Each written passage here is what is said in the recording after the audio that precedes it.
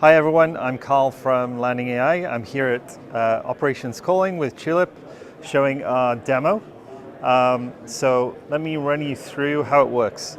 Here we have the vision box provided by Serview, one of our local partners, and we've created an image set of this toolkit.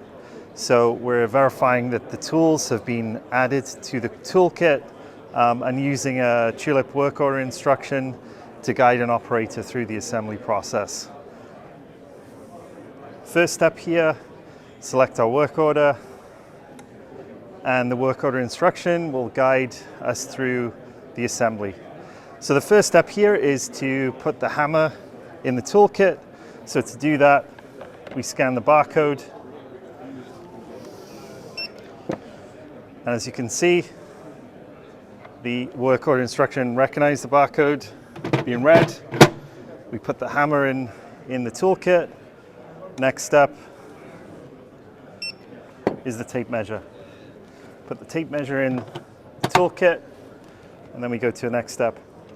So now we get a reference image, and this will tell the operator what should be in the image, and we'll take a picture to verify that the toolkit matches the reference image. So now what's happening is the image is being taken by the camera, being sent to the AR model, and the AR model is given a prediction.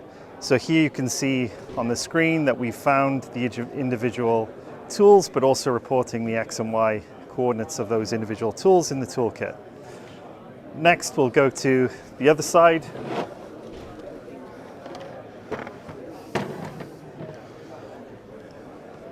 And so the next step here is to add the box cutter.